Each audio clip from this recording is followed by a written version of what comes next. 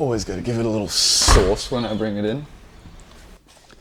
Hello, welcome to Go Time. My name's Dylan. This is my MZ11 or Z10 Soarer that is an absolute bucket, but over time I will be getting it to a place where it is cool and also nice. This thing requires a lot of metal work and a lot of piecing back together because it was partly parted out and left to rot. But it's worth saving, I think, because it's a really cool and unique and interesting car, and I'm going to modify it along the way. Today, lots of metal work, I think. I'm going to be starting to fix this stuff in the back that's particularly heinous. I'll probably try and pull that rear quarter window out because there's some particularly bad spots around that. I'm going to hope I don't find anything too disgusting behind there in terms of more and more rust, but you know how that shit goes. Goal of today would be to be able to get the bumper back on and the lights back in or thereabouts, but we'll see how we go. But yeah, how do you eat an elephant? One bite at a time. Let's take a couple bites off. I'm Dylan, this is Go Time. Let's do it.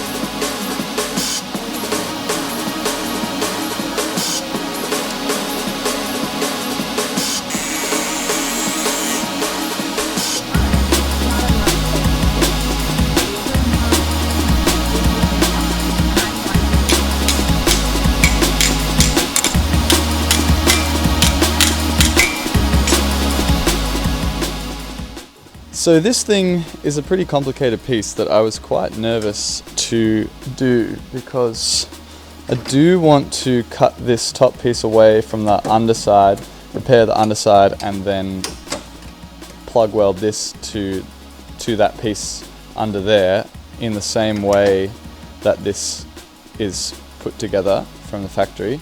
And yeah, so what you saw I did was I just did that first bend and then stretched that around. The stretcher pushed that metal apart there, which created this bend in the piece perpendicular to that. And then I cut this so that I could then bend that up and it would match with the contour here. So yeah, it's a pretty complicated piece and it's really hard to get all these bends that are close by to each other. But I think I've almost done it. It's just this bend here is kind of slightly in the wrong spot, but I should be able to massage it into place. But I would say that definitely this is an attempt at the most complicated rust repair I've ever done. So I'm pretty happy with that. That shrinker stretcher and the pan brake are just absolute godsend. So now it's time to cut this out and see what's lurking under there.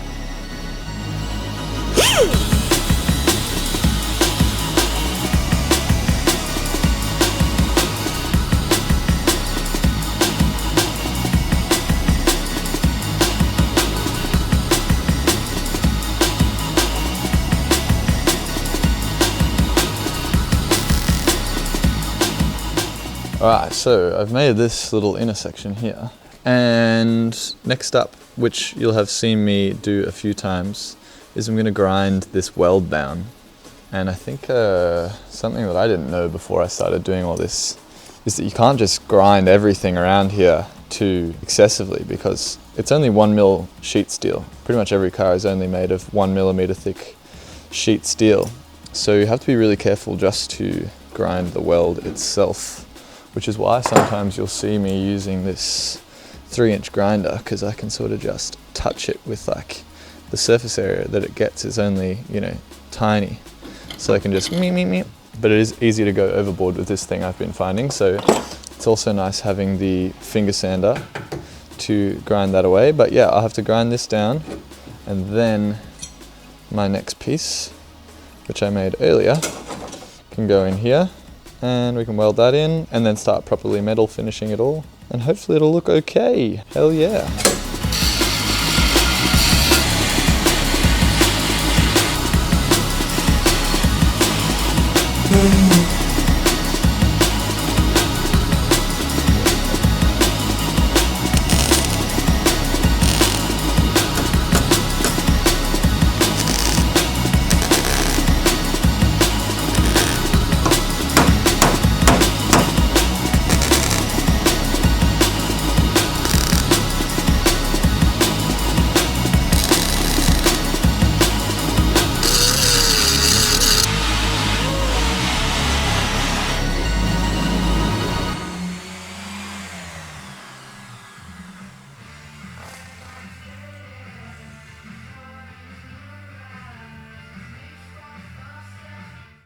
Alright, well, having done that little rust repair in the back there, did take me a long while, that one, because it's pretty complicated. I think I'm going to try and take this trim off and hope that I don't have to take this window out, but most likely I have to take this window out. We'll see how that goes. Hopefully I don't break it, because there's absolutely no way I'll find a replacement.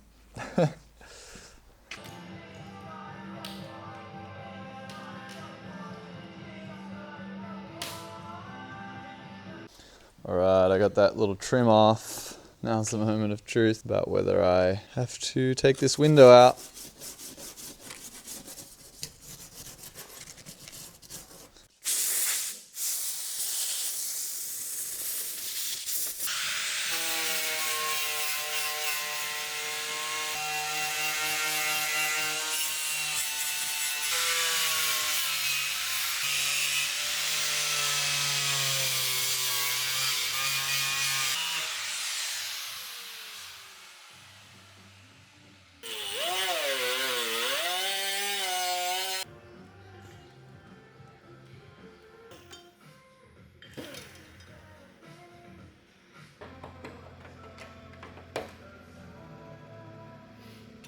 Well, this repair has become a fork in the road because there's two options. One of them is take the window out and do it properly, which would be quite an easy repair with the window out. I'd have to repair the inner lip and the outer lip on these two sections. And it wouldn't be difficult with the window out. But what would be difficult is keeping all the interior from snapping into a million pieces, and also getting it back in and having it be vaguely presentable afterwards. Everything's so sun damaged in the interior in this car and just brittle and 80s that I'm pretty convinced that I won't be able to get it back together the same as it was. And I'm just thinking, what's the value in that over just doing a bit of a dodgy repair on the inside here? And when I say dodgy, it'll still be metal. So at the risk of the window itself and, you know, not doing the best rust repair I could, I'm going to, I think, weld in some patches into here and then just do these outer pieces, weld along the top and just make it so it works and so it looks good, and then seal it all up, and we'll hope that I don't have to revisit it before too long. But I just think with the way that this interior is and just the overall condition of the car, it's probably not worth it to go above and beyond and take the window out and do everything exactly to the letter. So I guess that's what I'm doing. It's a hard decision, but I hope it'll pan out all right, and hopefully I don't ruin this window.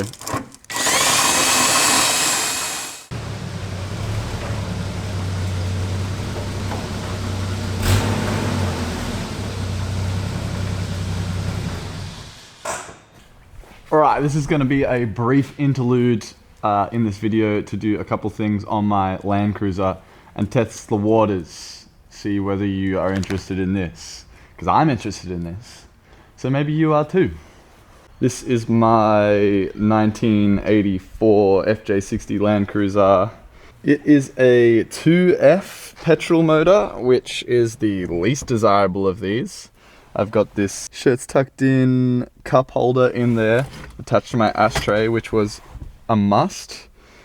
And there's a few things that I want to do to it today, but here's a little walk around of it. Just basically completely stock with a 2F. It has rust, which we will get to soon. It has these 31 by 10.5s on it. I'm not sure what these wheels are, but I do like them. Has the requisite 60 series completely sagged rear end, which is something I really need to do something about.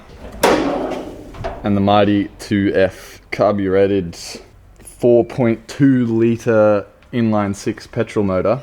One of the things with this is people really talk a lot of shit about this motor, but it's way, way nicer to drive than either of the diesels. And I know that's going to be controversial to some people, but it is a more pleasant place to be. And I've driven turbos, I've driven NAs. Obviously turbo diesel would be better, but it is really nice to drive. It just absolutely crunches fuel, like crunches it. Okay, here is what I've got going on for the Land Cruiser today. So one of my globes is out, I got an H4. I have a little CarPlay display that I'm gonna put on my dash. And I have some modern speakers to replace the absolutely clapped standard speakers that are in there. Because, I'll show you what the setup is now. In here currently is a little just eBay amplifier thing. I think this was 30 bucks. I put that in there, but I want to get some functionality of modern stuff. So I have this, which was sent to me by this brand, CarPlay. They've been reaching out for ages, and nothing ever tickled my fancy, but I'd been looking at these little CarPlay screens that you mount on your dash for ages, and I was about to buy one. And then they reached out and I was like, oh, actually, do you have one of those CarPlay screen things? What I like about this is it has a dash cam in it, which is fully articulating and like height adjustable, so it can look over the dash. And then I can't really be bothered installing an actual dash cam, so this kind of appeals to me. And then this will run CarPlay and like stream to my phone and everything. And it's just going to mount directly on the dash. And maybe that's going to look a little naff, but it's going to have pretty mad functionality, I think. I'm just going to attach it with this, which is a little sticky pad for it. And then I reckon it goes right here.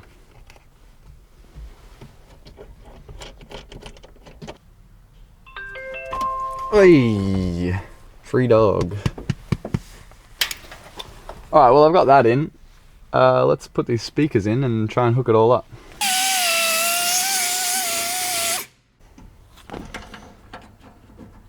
Alright, well it's not the best speaker install anybody's ever done, but let's see if it fixes my number one problem I've had with this speaker system, an incessant crackling.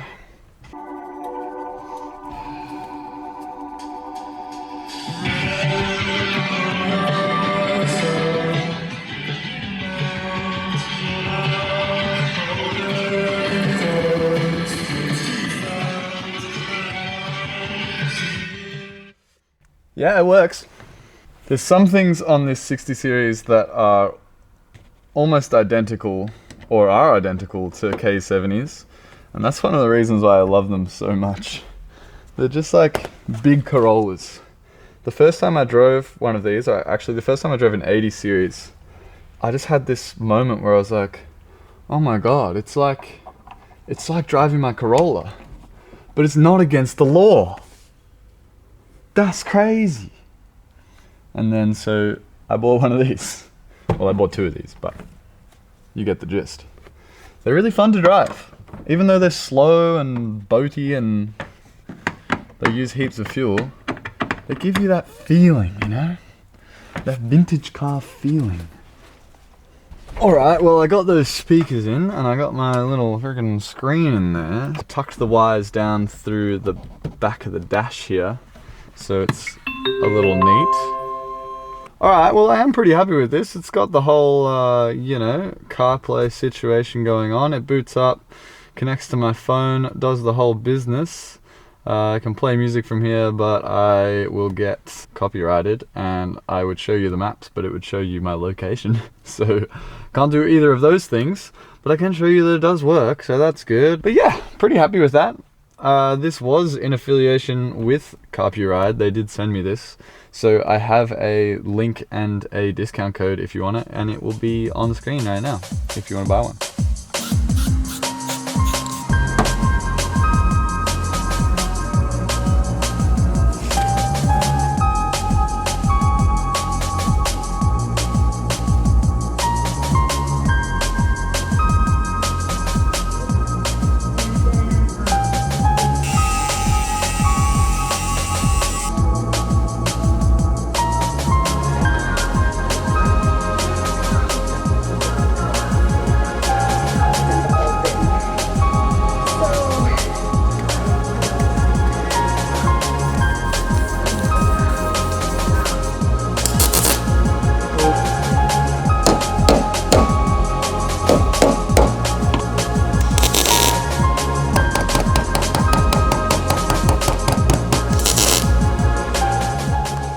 do little music montages of me welding patch panels in like this. It skips over so much trying to get the thing straight as I start to tack it in.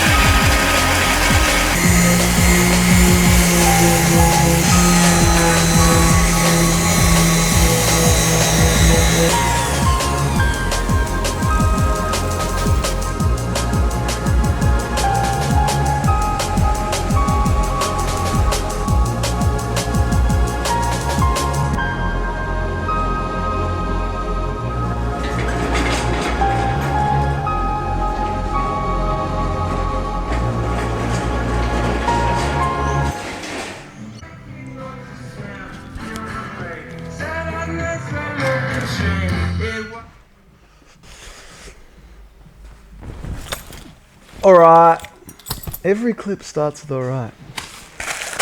What else am I meant to say? Well, that's that for this week. Got a bit done on the Soarer. It's, once again, a massive job. I'm pretty happy with how that little section on the boot went, because it was a pretty complicated piece that I was pretty worried about getting right. I feel like I got it right enough. I mean, once again, all these repairs are going to need some body work when it comes time to paint, but I think they're good enough, especially for my skill level. I feel like I'm learning as I go and definitely able to tackle these bigger, more complicated bits. The window, I was pretty relieved about that I didn't have to take that quarter window out. Unfortunately, the rear windscreen definitely has to come out, but I'll probably hire a professional to come and take that out. Because once again, if I break that, there's absolutely no way that I'm getting another one. So yeah, but it's nice, like every little bit that I add onto it, it feels like more and more like a legitimate car, and you know, that side of the car is definitely worse. So once that side's sort of all come together, it's really going to start to feel like it is a complete car. I think it's going to start feeling good. In order to get that rear guard done, I'm going to have to get the wheels that I want on it, and I also need to get them in the right position. So next up will be some suspension work with putting some coilovers in the front with some trickery and doing some modifications in the back to make it so I can even out that camber. These cars get a lot of camber as they get lower in the back, and that's not really my steez. So gonna get the rear wheels sitting where I want them to be, build the guards around that, so that'll be a little way down the track. But next up will be some suspension modifications and hopefully some interior bits and stuff like that. Yeah, I think it's coming along. Might need to take a little break on this thing because I gotta wait for some parts, but I'll keep trying to plug away on the rust repairs in my own time, because I am aware that it does get a bit repetitive. It's a bit sort of monotonous, and so I'm sorry if it does get boring, but I'll try and plug away at some in my own time and maybe just throw a few bits into some montages here and there in some other videos so that it doesn't get too repetitive. But I think we're sort of starting to get towards the top of the bell curve on these rust repairs, the size of the task that it is, and I feel like we're going to start seeing the light at the end of the tunnel pretty soon, which is pretty cool. That's the Soarer. I'm super excited by this car. It's such like a different and unique car, and I love that heaps of people have been sending me videos and photos of Z10s and Z20s when they see them, because it's just that sort of thing where once you see one, you start to see them everywhere. But they're such an interesting car, and you know, like I said, there's barely any of them in Australia, so I'm really stoked I own this, and can't wait to keep working on it and keep seeing it take shape. I hope you're enjoying. I hope you like the car too. But thanks for watching. I'm Dylan, this is Go Time, and I'll see you next week.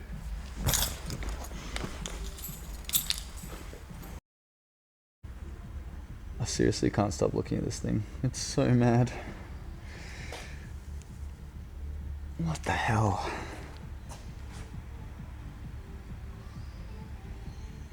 Yeah, anyway. Damn, that's a sick VN. The older I get, the more I want a VN Commodore. Is that weird? That says Nan's VN. That's fucking awesome. Go Time VN Commodore build when?